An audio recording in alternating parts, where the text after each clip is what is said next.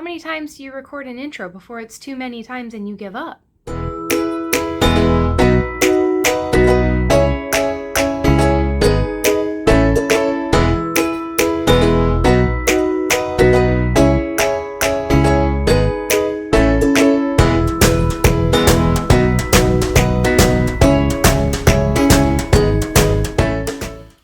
Hi, welcome to the Avidknits podcast. My name is Sarah, and you can find me on Instagram and Ravelry both as Avidknits. There is also an Avidknits podcast Ravelry group. If you search for us under the groups tab, you should find us there. Today is Thursday, September 19th, and it is gray and rainy and gross and flooding here in Houston, Texas today. We are in the throes of Tropical Storm Imelda. Don't quote me. If I'm wrong, I'll put it here. And so the majority of my city right now is underwater. My husband sent me a picture today at lunch at noon, so 2 hours ago maybe, of the Houston International Airport, and one of the metro buses is on the road, and there's water up to the windows. So for any of you who might not know, or just for comparison purposes, our metro buses are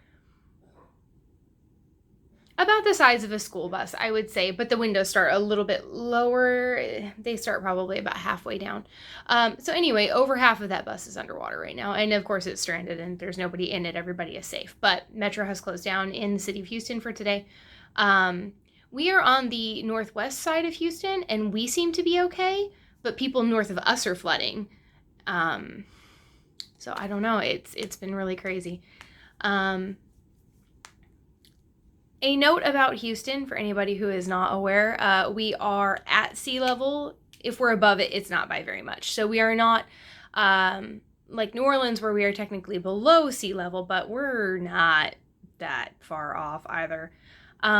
We have a pretty good drainage system, but it takes time. It takes time for it to work. And unfortunately, a lot of the areas that tend to be very flood prone also tend to be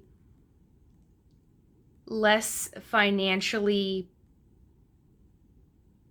stable areas. They tend to be poorer neighborhoods. This is not an economical politics class, so we're not going to discuss why that might be in a capitalist country. But it is really sad when it starts to flood and stuff, For a city our size, we actually have a relatively low homeless population. But like any large city, we do have a homeless population. And so when things like this happen, the shelters double down and make the effort to get people off the streets and get people in. How effective they are. So anyway. All of that for our weather update. Here at the top of the episode, I do want to talk about the just a reminder about the BIPOC Make-Along 2019 that is being hosted by Elizabeth Desamore of Desamore Designs. She is hosting that on her Facebook group, but you can use the hashtag on the screen. You can use that on Instagram and it will enter you for prizes. She is pulling prizes weekly.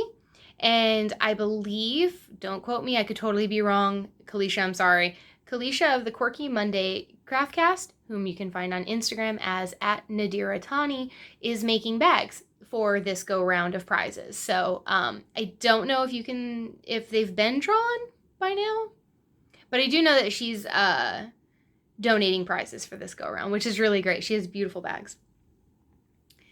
So, yeah, please hop in and participate in that. It is going on until November 4th, I think. And then something else that was announced today is Amy Florence is bringing back the festive sock-along starting on October 1st. The Hohi Fall Cal is going on right now. There's a Stone Crop Cal. So there's lots. There's lots of knit-alongs going on right now that weather is starting to turn for most of the country, or the Northern Hemisphere, and the Southern Hemisphere too, but I'm thinking that the Southern Hemisphere, if it's anything like us, maybe y'all get warm quickly. So it is definitely transitional knitting season. anybody who's watched the podcast for more than 5 minutes knows that I am OMG excited about the idea of it not being summer anymore. For those of you who are new viewers, hi, welcome, thanks for checking me out, and for returning viewers who already know about this nonsense, thanks for coming back, I appreciate it.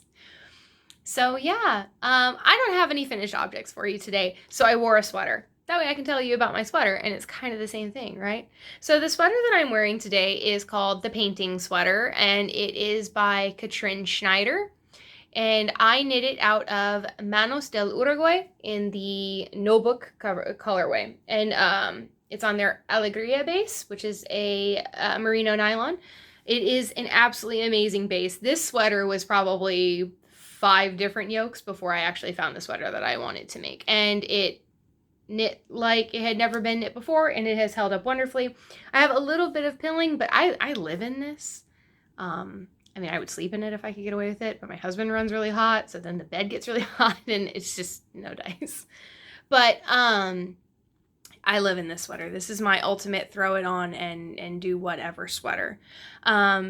So, you know, if I were to make it again, which I might because I really enjoy it, I would make a little bit more of a fitted version. So I have some extra space under here with the raglans.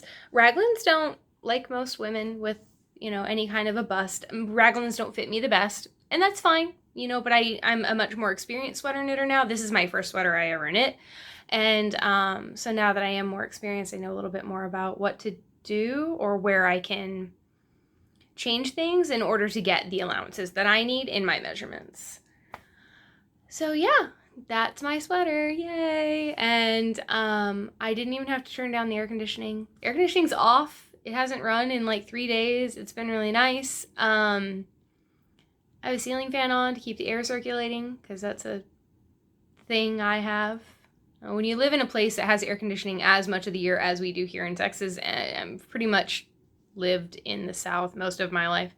So for me, like if there's not moving air, things start to get really suffocating really fast.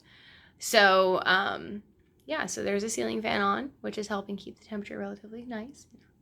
I brought my tea. So I'm going to make my tea. So this handy dandy thing, if nobody has ever seen one of these, is a Tivana tea steeper thing. So you put your tea in the bottom here, and it has a little filter inside, and then you put in your hot water and you put your lid on, and then when you set this on top of your cup, it will depress. There's a little panel in here that it depresses, and then it will drip the tea into your cup. So let's see if I can do this without burning myself. So I have my handy dandy Starbucks tea mug, not sponsored, just a fan, because I like their thermal cups a lot. So you set it on top here, and ta-da!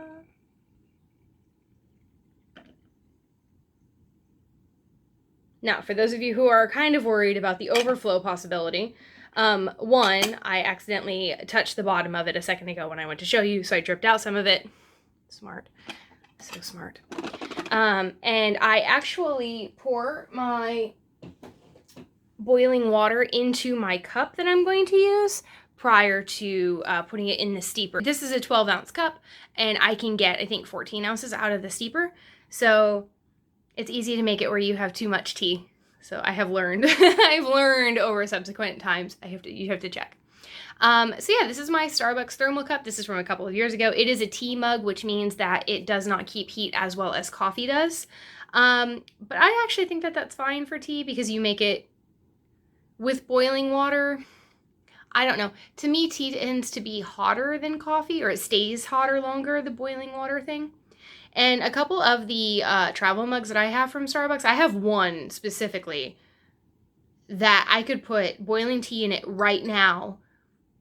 So it's like 2 p.m. I could put boiling tea in it right now and open it at 8 o'clock tonight, and I wouldn't be able to drink it. It would still be too hot. So it's pretty nice, but it's also one I don't reach for very often because it never cools off.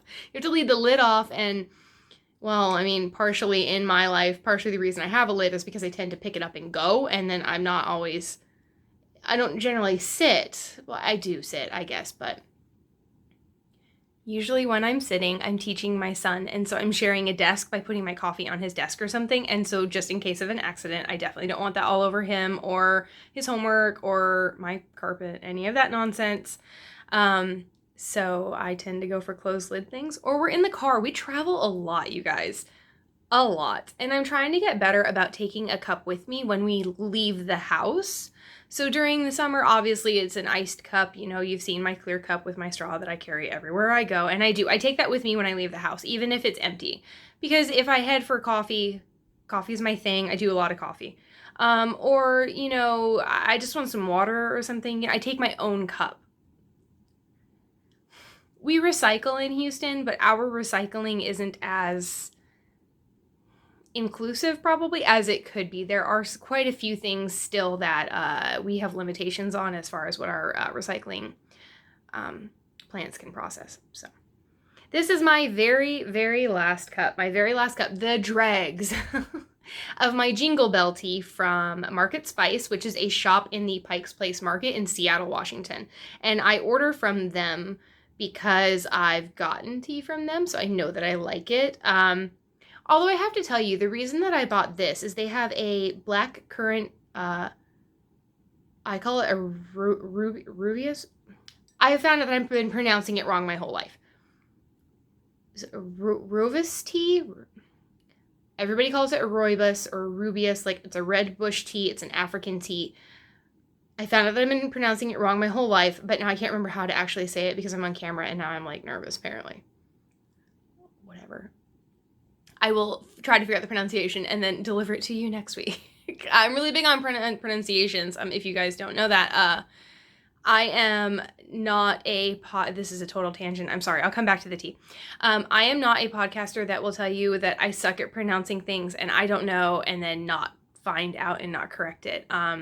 So my son's name is Hector and my name is Sarah, and both of those are very simple names, you know. But my maiden name is Chouiniere. It's Choiniere. It's French, and nobody in I've had one person my entire life pronounce it correctly, and she was my French teacher who had just gotten back from Paris. I was a freshman. I was 13 or 14 before somebody ever pronounced my name correctly or cared to find out how. My first husband, you know, was Jose, but his last name was Laureano. You know, so it looks like Laurino. Like if you were to be English and American, it's Laureano. Most people stop at Lauren, but it's not. It's Laureano. And the Puerto Rican culture generally tends to have a hyphenated name, so it would have been Laureano Mercado. My husband now is first generation Mexican, and his mother was very creative with their names. So his name is Onesimo, which is named for a Old Testament biblical Onesimus. I believe it was Onesimus in the Bible. And his siblings are Hasel, Onesimo, Jairo, Hersam, Nimsi. So, you know, my last name, you know, I say Aviles because that's what, you know, Americans say, but it's Aviles, you know, and when people who speak English try to say my name, they call me Aviles. It's been a very long life. I have really been looking for somebody who had a really great name, like Hill or Robinson or something that you just really can't mess, but I keep finding myself attached to other cultures. And so those are the little pet peeves that bother me, I guess, is names. You know, a person or a thing or a place, those names are important. Not only are they important to the person who holds that name, but they are important to the people who live in that area, who hold memory with that area, whose culture or heritage comes from that word, from that name. So I try very, very hard to be correct with my pronunciation. Tangent. Sorry. Back to the tea. I got a black currant rooibos. I believe it's a rooibos, I think is the name. Like I said, I'll look it up. And it was wonderful. I got it in January when we were in Seattle for my birthday, and it was the most amazing cup of tea I have ever had.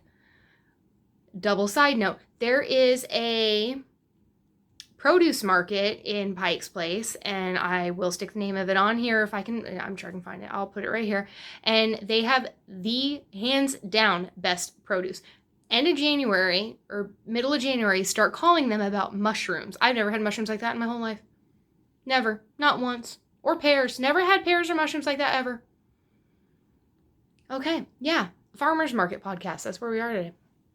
Anyway, I got the tea. It was wonderful. It was amazing. I ordered some more of it, and it's got kind of a cough syrup taste to it, kind of. I wasn't as impressed with it the second time.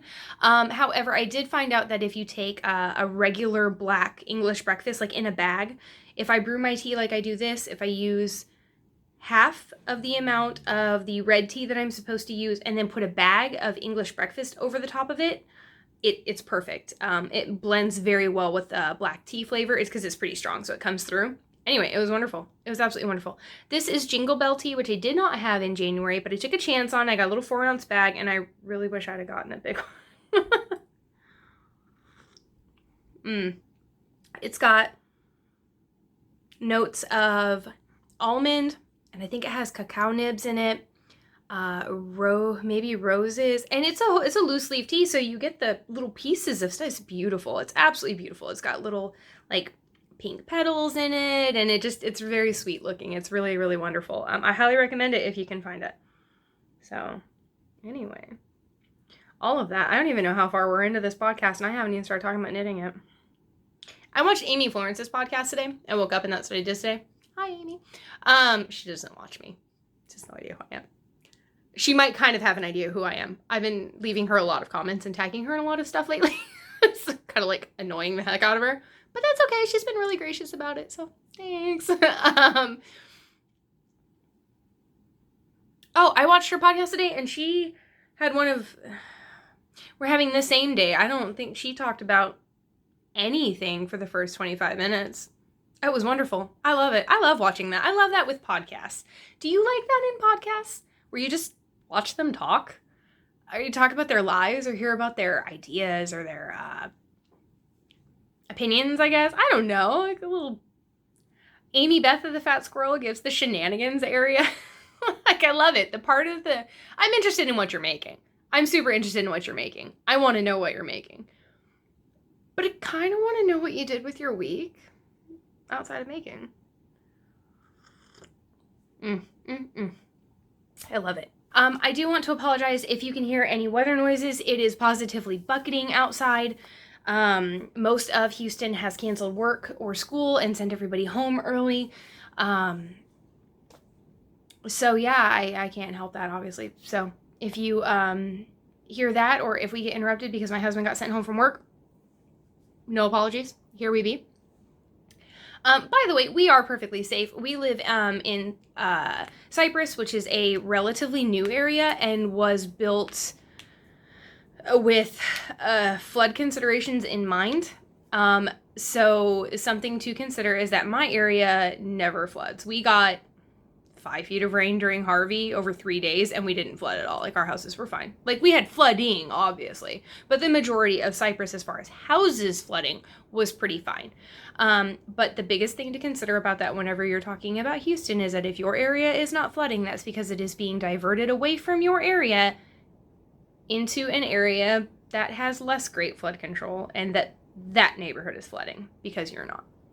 So where I live is a very good reminder of how things that might not affect you will ultimately affect the people around you. And I'm very fortunate to live in a city where we recognize those things, and for the most part, we band together. So during Harvey and today, we end up with sometimes the Cajun Navy comes. They're a Gulf-centered organization who, I believe they're Louisiana-centered, who does flat-bottom boats, and they come in during floods to help evacuate people. Anybody who has a lifted truck, usually, if they don't have to work, they'll take the day off of work or whatever, and they'll go down to the trouble areas, and they'll get people out if they can. And for the most part, Houston law enforcement is really encouraging of those efforts and of those actions because it's a big city with 7 million people. The greater Houston area, and this includes our bigger suburbs and stuff too, is 100 miles north and south and then 100 miles across easily, east and west, so it's a lot of ground to cover for law enforcement. So yeah, people really come together here in my city, which I think is really great. So anyway, off of the disaster relief news. We're fine. It's gonna be fine. It's gonna be like this for a couple days, so hold on your hats, I guess, right? So I don't have any finished objects. I talked about the sweater I'm wearing. I talked about the tea that I dripped on the floor and on my pants. It was warm, by the way. So my first work in progress that I want to talk to you about is oops, over there. Sorry. Is my sweater that I am in the middle of a row of. Do you know that I specifically put this down thinking, good, I got to a point where now I can stop so that I can podcast. Apparently, in Sarah land, the point where I can podcast is in the middle of a row. What is wrong with me? Anyway, while I get to a point where we can chat about this sweater, I accepted a commission for sample knit. Okay, so for those of you who don't know or who might be new, hi. Oh my God, stop. Hi, I'm Sarah. I don't know what's going on today. I didn't write show notes. How are y'all? We have hit 100 subscribers on YouTube, which is great. Thanks, guys. I haven't been over 24. This is like my 6th or 7th month podcasting, and I've never been more than 24 until the last 6 weeks. So I have a feeling a lot of that has to do with recommendations from Katie of Doherty Knits. So hi, Katie. Thank you. I am a sample knitter, for those of you who don't know. So I mainly work with dyers who are smaller. I really enjoy working with people who dye out of their kitchen sinks. That's not an exclusive thing. I also do sample knitting for a local to me yarn store. If any of you are designers or dyers or shop owners who would like to have a sample knit, please feel free to email me at avidknits@gmail.com. I do flex pricing for small businesses. Yeah, I usually have a couple, 2 or 3 slots open, maybe 4. It depends. For a sweater, you guys, I can knock out a sweater in 2 weeks, as long as I'm dedicated and working on it. Obviously, we're doing school, I'm homeschooling, so my knitting time has flexed just a little bit. My son is pretty independent, so I kind of explain and then just sit and knit while he's doing. We have those days where I don't get to do that, but most days that's what I do. So I was contacted for a stone crop cardigan sample, and I started it, and I got through the first 2 charts of color work, and I knew after the first chart I was going to have to say something about it, but I went ahead and did the second chart just to make sure. So for those of you who don't know, stone crop cardigan is the new pattern released by Andrea Mowry. It has baubles and a ribbing texture, I guess. And then some color work through, it has their stripes or through the bands. It's meant to be used with spin cycle. I didn't use spin cycle. I wasn't given spin cycle for the shop sample. That's fine. You can use any yarn. But if you want that similar to spin cycle look, you could try Mountain Colors, their Twizzlefoot. I know that Neighborhood Fiber Company has a new yarn called Plied. You could use any yarn that does really fast variegation. So this is what I was given as the contrast color. So here's it's still attached to the needle, so I'm trying not to rip them out. Here's my main color, which is just this really beautiful charcoal. I believe it's from Red Stag Fibers. Yeah, it's from Red Stag Fibers. I believe it's called Stonegate. I'll fix that if it's not it. This is Ching Fiber in the colorway Ophelia. And so they're beautiful together, right? Well, I got to tell you honestly, the moment that I saw them together in the shop, I was like, that'd be really pretty. And then I got it home.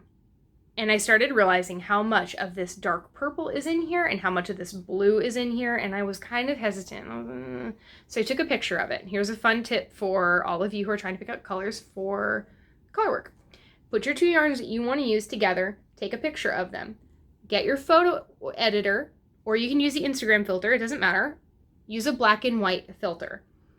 When I did that, these yarns are almost, you almost can't tell which is which.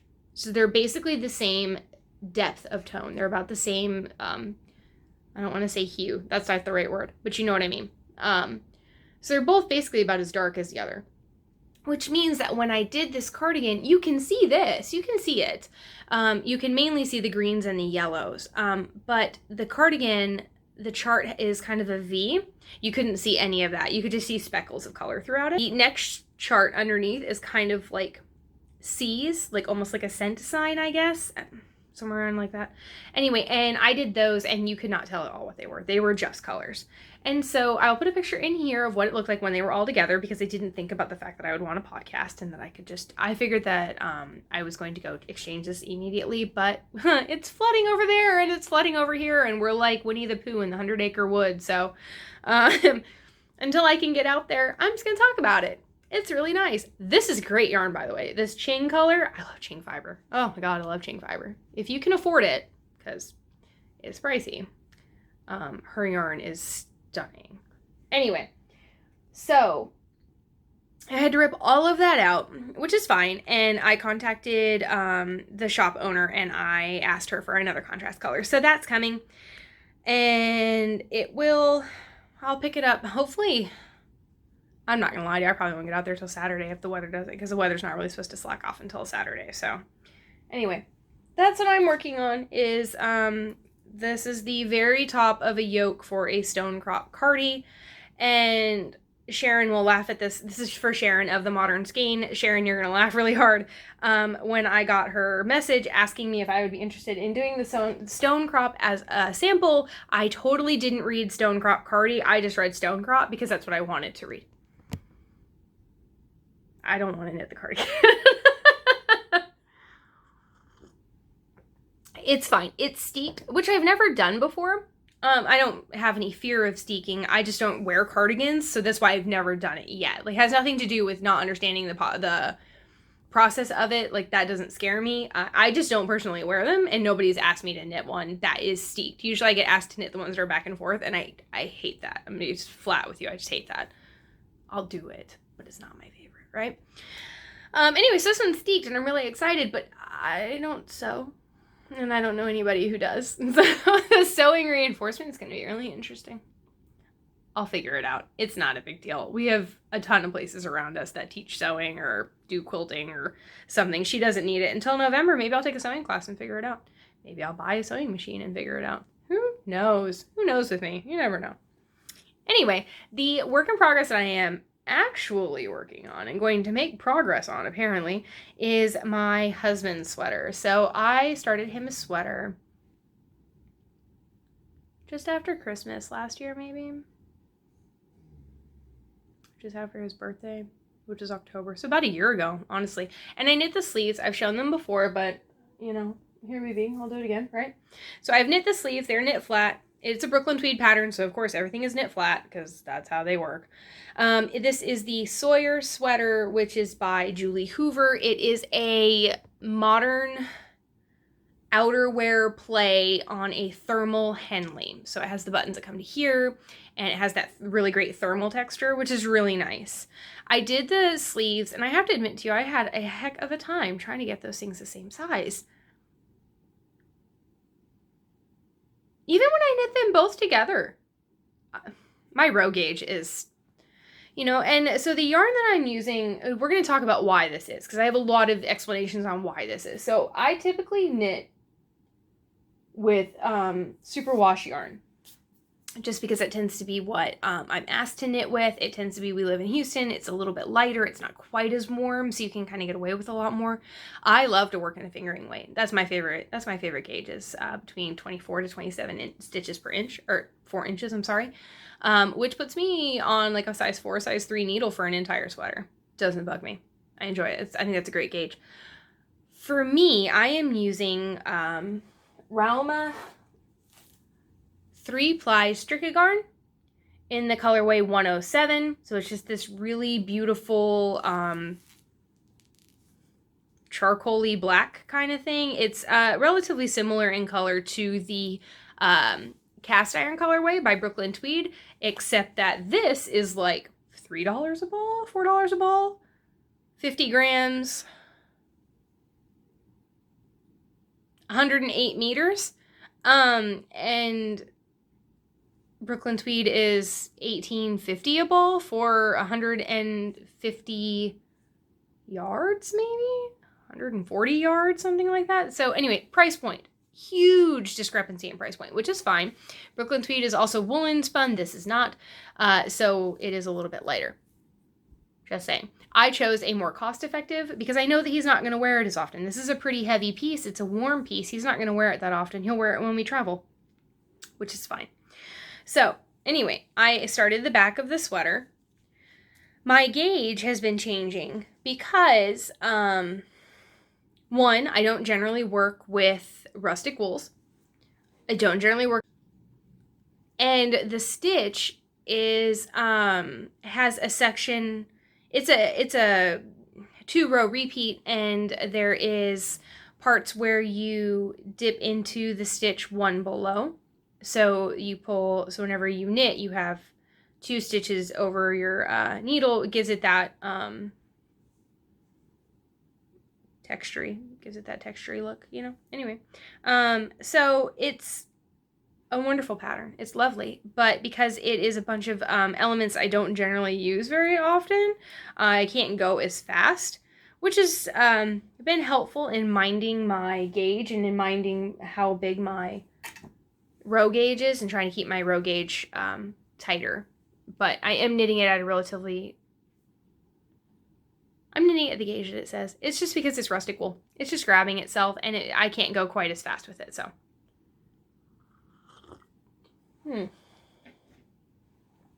That's getting kind of cold kind of fast. So we will put my handy dandy lid on and we'll close it. Ooh, sorry guys. Ta-da. Okay, cool. Another sample that I am working on is for the lovely Claire of Autumn and Indigo. Hi, Claire. You guys have weather, looks just like ours, but yours is 15 degrees colder. Claire used to be based out of South Carolina. She is now in Spokane, Washington, and she asked me to use her new local base, which is a more rustic fingering. So this is a fingering weight. It's 100% American Rambouillet. You get 250 yards, 256 grams. It is a 2-ply. This is the colorway Dutch. And it looks like nothing else than Dutch cocoa powder. When you open up your container of cocoa powder to whatever you're going to do with it, that's exactly what this color is. So it looks just like that. It is a top-down raglan. This is called the Noble Hill. It is by B. Woolens, and I can't think of her real name. I'll write it on the screen. I am knitting the second size, which I believe is a 34-inch bust, I believe. And it's on these tiny little needles, so you can't see anything about it, of course. But this is rustic too, so I've been having a little bit of trouble with my gauge on this one as well. My gauge swatch was right, but the more that I knit it, I seem to be just a tiny bit looser, which is no big deal. So all I've done, I'm sorry, she asked for the 34, the size 2. She asked for the size 2, but my gauge has flexed just a little bit because of the rustic wool, and so I'm just going to knit the size 1, because with the flex that I'm getting, it will work out to be the size of a size 2, and it is relatively forgiving, so she's not going to have any issues with it. It's fine. My measurements will come out, my gauge is coming out, everything is fine. I will alter as needed. So living on this, I didn't talk about my progress keepers, I'll get it. Living on this is my sour cream taco progress keeper. This is from Charmed and Dangerous. Her name is Noelle. She has amazing customer service and beautiful charms. That's what my little dude on my Sawyer sweater, that's where he's from too. He is a pork bun. I love a pun. If you can put a pun on it, I'll probably buy it. Just so you know. I don't know what I did with that one, but the ear broke off. Really distressed, you guys. I'm really sad. My little piggy is my favorite. So, and I can't find it. I'm sure it's at the bottom of the bag somewhere. I'll have to keep looking. So if I can find it, I'll be able to super glue it back on, but I can't find it right now. So my Noble Hill is living in my too small bag, but this is by Knitted Niceties. She sent me a set of these for Christmas a couple years ago, and I love them. I'm sorry. Please stop. My dog has anxiety, and here lately, when he gets anxious, he licks his feet. And then, of course, they get dry, and they get rubbed raw, and they get itchy, and then he licks them some more, and I'm trying really hard to keep him from licking, and he just sits there and, he's like, he's gotten really smart. He knows that I'm not going to let him do it, so he kind of hides so that I can't really see him, and then I don't catch him right away. I feel really bad. Poor guy. Okay, so that's 2 sweaters and a half, because my stone crop is, I have half of the yarn. To be honest, I kind of went through my stash to see if I had anything else from her shop that I could be like, I have this, it'll work. Can I just use this? But I don't have anything from her that will work. I don't generally tend to get yarn that has really fast color repeats like that, or really fast color variegation like that. I don't know, like I like socks and all, but I always knit shorties. I gotta tell you guys, I'm getting onto a point where I don't think I'm gonna buy indie dyed yarn for socks as often anymore. I only knit shorties. I only need 50 grams. So, I knit them, and I can knit, all right, well, 56 grams, let's say. Ooh, let's say I need 56. I'm pretty sure they're 56 all told, but I usually do contrast toes, heels, and cuffs. So let's say that I use, what does that end up being, like 35 grams for my main foot, 20 grams for my toes, heels, cuffs. I mean, if I do that in another yarn, I can use that for my blanket and then be done and not have anything else. I have so much yarn. All of this over here, I don't know if you can see that today. I didn't check the camera and where it's pointing. I just pointed it forward and hoped. Here we go, guys. But those of you who have seen the podcast for a while, I have shelving right here that goes up and down. All of this is built in, came with the house. I didn't do this. But all this is leftovers. It's all well, these 3 are leftovers, and then this is acrylic, and that's cotton and alpaca. That, anyway, point being, I have a ton of leftovers. And I have done mini swaps, and I still have leftovers, like, for days, you guys. Trying really hard to work through the leftovers, and I just don't like the look of scrappy projects as a typical rule. And I don't really knit shawls. So, having a hard time. Sweaters all the time. That's what I want. So, speaking of all sweaters all the time, I am going to talk to you about my Fat Squirrel bag, these are magpies. Next segment's going to be all about the bag, because I could talk about the bag for days. I love the bag. And I love Amy Beth, and she's amazing. And if you don't watch The Fat Squirrel Speaks, you totally should. What was I saying? I have my entry to the Ho-He Fall Knit Along in this bag, and it is my Spectre sweater. So for those of you who have watched before, you will know that I did a sample, a Spectre sweater as a sample knit for Julie of Sweet Sparrow Yarns. SSS. Anyway, I did a sample for Sweet Sparrow Yarns in New Jersey for lovely Julie. Hi, Julie. And it was amazing, and I almost cried when I had to send it off to her. It was so sad.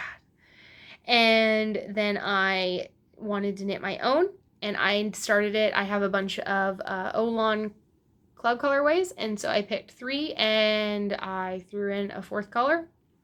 And I started my sweater, and I didn't like the way that the speckling was pooling on the yoke. So I got to the underarm separation, and I didn't like the way that it blended in with the second color, and so I ripped it out. So then I knit another yoke. This yoke is knit out of leftovers of my first Spectre from Sweet Sparrow. So this is Sweet Sparrow in her Magpie base, which is Gold Stellina, and it is in the Pajama Day colorway, which is one of my favorites. It's just beautiful. And we are fading into the color Embers at Dawn by 6 and 7 Fiber. And I bought this while I was in Portland over Mother's Day visiting a friend. I bought it from Starlight Knitting Society. Go there. So good. Oh my God, so good. Anyway, I bought this to go with my next two colors. So I got an Olan Club at the beginning of the year.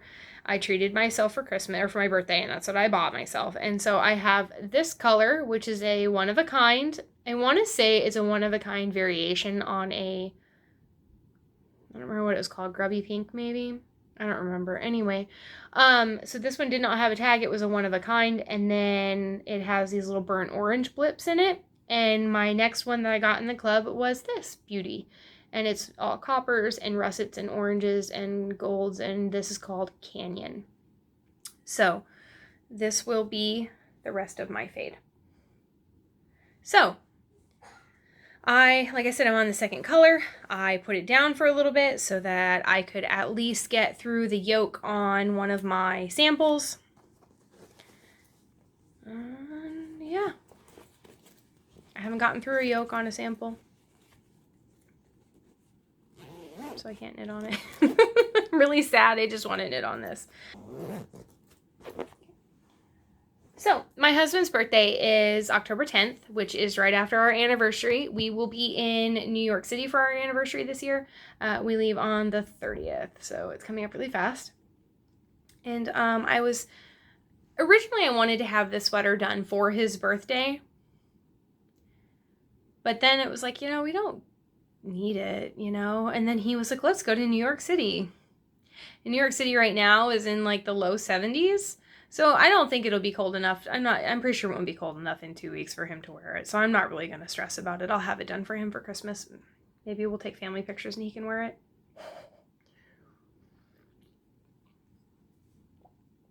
So yeah, I think that's pretty much all I have to report to you. I haven't been knitting on anything else really. Like I said, I had some knitting progress done on the stone crop, but then I had to rip that out. So that's negative knitting progress, which is a lot of fun. I can't seem to make any progress on that Noble Hill. Raglans.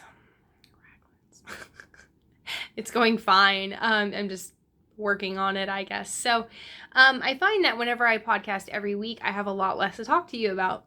And I hope that that's okay. So you guys let me know if you don't like the super chatty episodes. That's fine. Just say something, and I don't know. That'll give me an excuse to only podcast every 2 weeks.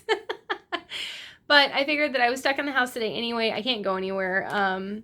Weather's just terrible, and I'm not about that. I'm not gonna go out there and make trouble and make time for somebody else to have to pick up later. Oh, funny story. So last week I announced on my podcast that I was going to buy a knitting pattern for Brenda, who is Night Owl Fibers' mom on Ravelry and Instagram. She is the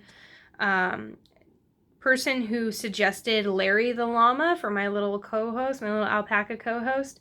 And so she won, and the little name contest I had or whatever, and so I wanted to buy her a pattern. So it was midnight that same night after I got done recording and uploading and everything, and I was sitting here and I was knitting on my stone crop, I think. Sitting here, I was knitting, and I had the Night Owl Fibers podcast on, and I wasn't really listening, and just kind of getting ready to go to bed, and I hear winner is avidknits, and out loud in the middle of an empty room in the middle of the night, I said, hey, I know that girl.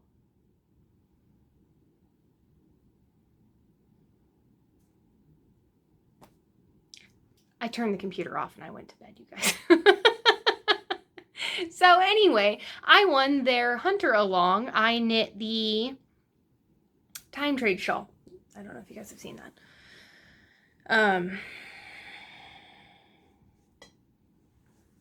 I knit the Time Trade shawl by Caitlin Hunter out of some Farmer's Daughter fibers. It was a kit that they sold for this shawl in particular. And yeah, so the minis don't have colorway names, but this is Spring Fever, and the blue here is called Heartbreak Hotel. And you can get both of those in Candace's shop at Farmer's Daughter Fibers. Yeah,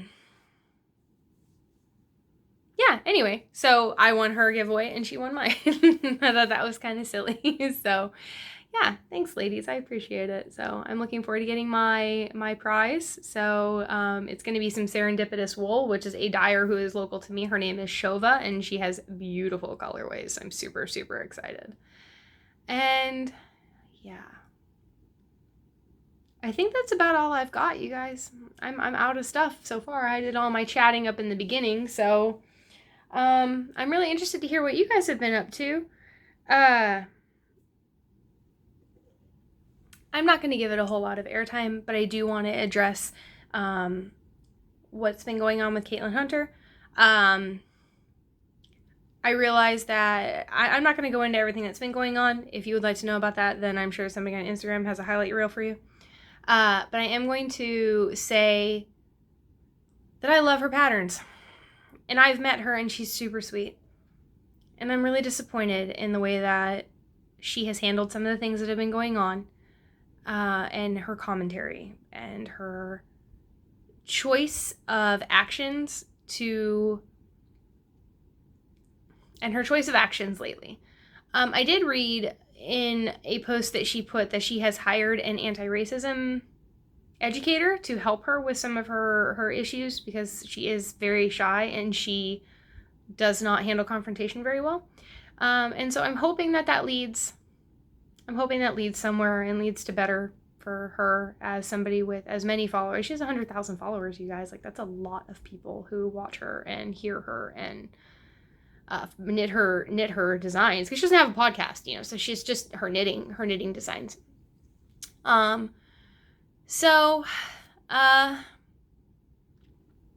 I hope to see something better from her that doesn't involve shutting everything down and not talking to anyone. A reminder that the climate change strike, or the school strike, starts tomorrow. The strike for climate change, it runs from tomorrow through September 27th. I hope that if you don't take part in the school strike, that's fine, but I hope that you take the time to consider what we could all be doing, or an idea of what your family personally could be doing to do better for our climate, for our environment, and help us get back on the right track, or get on the right track for the first time ever. So, you know, I was watching Instagram today, and Hohi Locatelli posted something. I know that the account is called The Conscious Kid, but I cannot remember the account holder's name. I don't remember their name. But they had posted up a article about 20 African countries that border the south side of the Sahara Desert have pledged to build a 7,000 mile long, I think it's 7,000 miles, 7,000 kilometers. I don't remember which one. I'm so sorry. American. We use stuff nobody else uses. I will write it here so that you know that I researched it.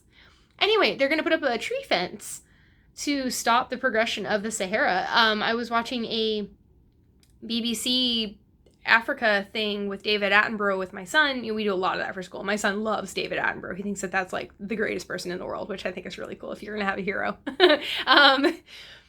Anyway, but he was talking about how the Sahara is projected to advance and how much it's projected to grow in the next like 20 years. You guys, that's some day after tomorrow movie crazy crap. Like, that's scary. It's really scary. And the news has been scary, and the science and the facts have been scary, and nobody's listening. But apparently they're going to build a giant tree wall to hold in the soil and the sediments to stop the progression of desertification, which is really fantastic. I think that would be really amazing to see that many countries in a place that most of America is taught is nothing but savanna and desert and starving people. Like, we're not really taught that Africa has a culture and like a thriving economy or anything like that. You know, we're not. Anyway, but I think it'd be really great to see that many countries come together to perform something that fantastic to affect change, which I think is going to be really cool. And I really hope that they do it. I hope that they follow through and are successful. Obviously, I hope they're successful. We're all hopeful they're successful.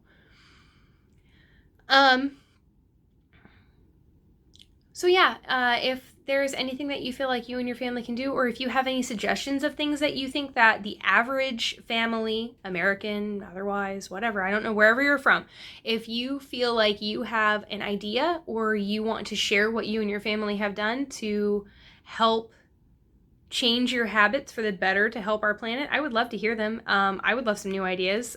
We have gotten to, we do simple stuff. We recycle. I carry bags to the grocery store. I carry my cup everywhere I go, which I know seems like a really minuscule thing, and it is a minuscule thing, but every time I take my cup out with me, that's a minimum of 2 coffee cups that I don't get, no matter where I go. We don't use bottled water anymore. We have the water dispenser on our refrigerator. Before we had the water dispenser on our refrigerator, we put the water dispenser, like the Brita filter pitcher thingy, in the refrigerator. What else do we do? I'm trying to find, Texas is usually slower to adopt some of these, quote, granola practices than most of the nation. It seems like we're just determined to be red meat eating, gas guzzling cowpokes. I don't know how the Texas stereotype became that. I really don't know very many people like that. Somebody once told me, one of my relatives once told me that it was due to like the 80s, like back when Marlboro had, like, when they were allowed to put cigarette ads on the TV and stuff, like that was kind of how Marlboro sold it, was that the cowboy thing, and that was partially how Texas got its stereotype, I guess. Or like, that's neat. Not neat, I mean, but like that's effective. Like, how crazy that would hold over for so long, And obviously we have, all the cattle culture and the drives and all of that. There was a lot of that was done through Texas, but not just Texas. In Oklahoma and Kansas and Missouri and all of that, we did cattle drives all through there. So history lesson you didn't come here for. What did you come here for? I've talked so much, I've forgotten. I don't know why you're here anymore. I'm sure most of you just drifted away and turned it off. No judgment. I hear you. It's fine.